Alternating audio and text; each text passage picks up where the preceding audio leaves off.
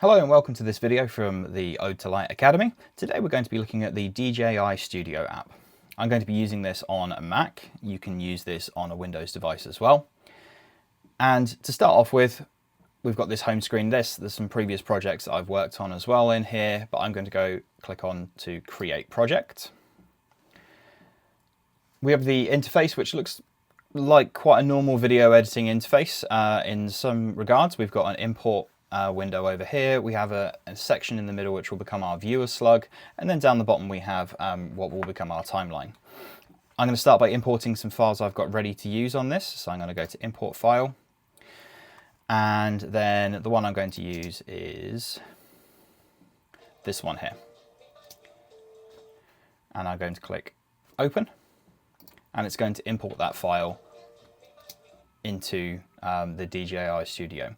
This was filmed using a DJI OSMO 360, and we've got some fire performers that I go and do some stuff with every now and then.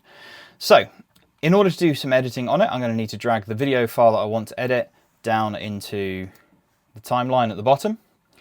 There's always different ways to do different things. This is the way that I find best to do this.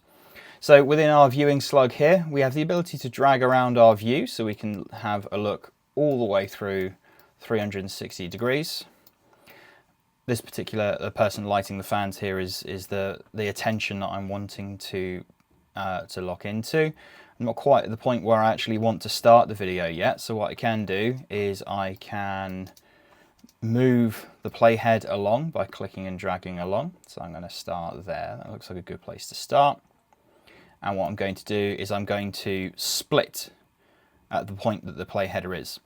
Just like with most editing softwares that are computer-based, you get keyboard shortcuts, and they're things you'll learn over time if you want to.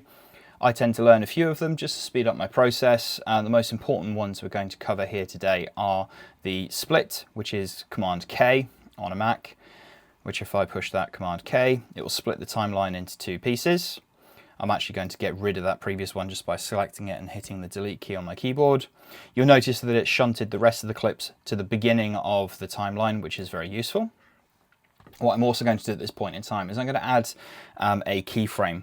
So if anyone's ever done any animation on other softwares, whether it's Adobe programs or otherwise, you'll know that keyframes are really important.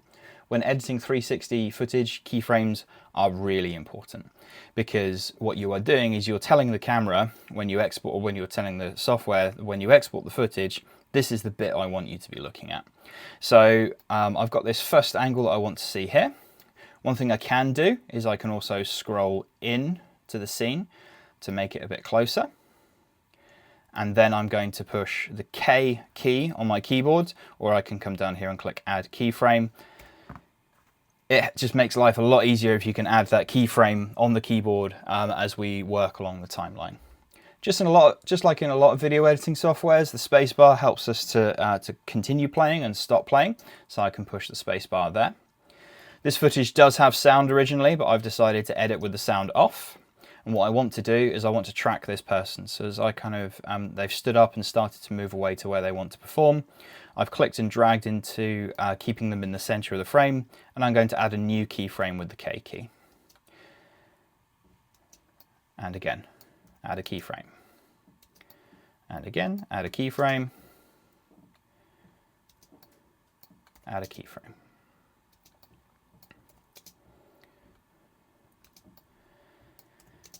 So with cameras like the DJI OSMO 360, you can shoot in up to 8K.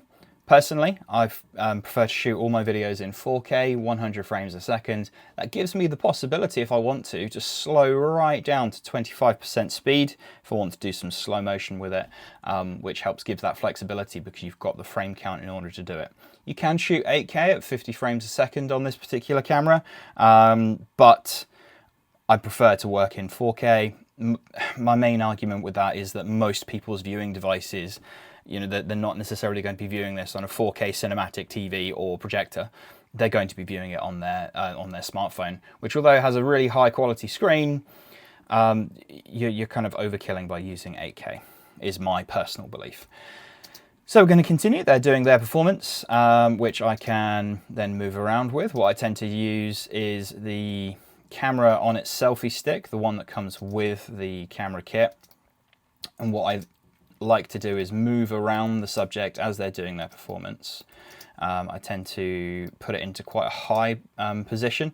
It gives you a really wide range of movement when it comes to what it is that they're doing. When it comes to fire performers using something like a fan, there's a limited range of movement that they can do with it. You know, if they're, for example, performing with a staff, they can throw a staff really high into the air. What I like to be able to do is to track that with the 360. The great thing about 360 cameras, most of them anyway, is they will have the gyroscope within them monitoring the level that the footage should be filmed at. So even if you kind of move your camera into a really obscure angle, because of the gyro and because it's 360, so like we've got here where I've moved the camera lower, it keeps the footage upright. So rather than having the footage in orientation with the camera, it actually maintains the angle that you're wanting to view at. So again, as I edit this particular piece, I'm wanting to keep that model in the center as they do their thing. One thing I also like to do with 360 cameras is try and get really close to what it is they're doing. It helps that you can then zoom out and create this really cool, really intimate video piece with it.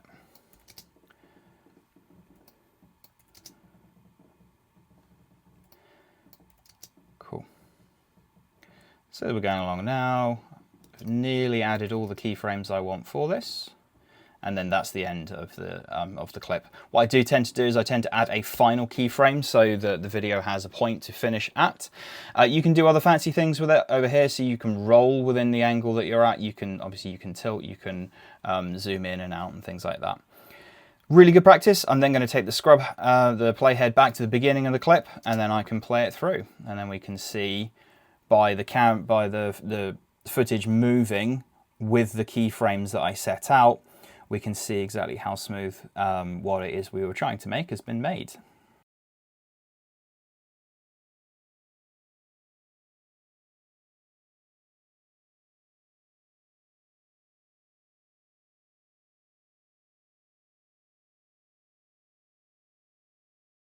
So once you've watched your footage through and you've checked that it is to your liking, we're then going to go ahead and start exporting it. So I'm going to click the big export button in the top right hand corner, and here's where I need to make sure a few things are set.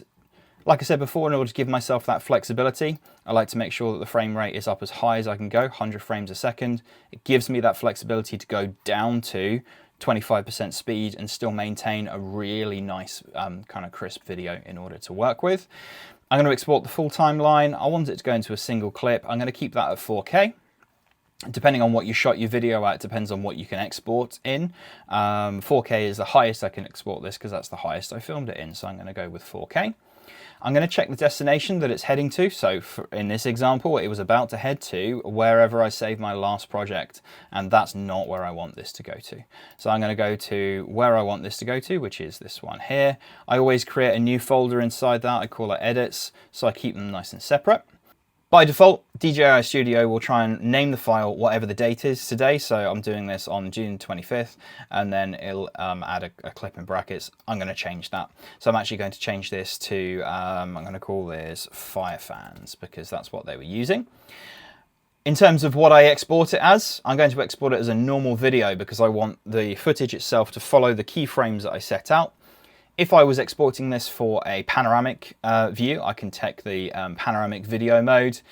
For this particular purpose, I'm going to export it as a normal video. Then I can click export.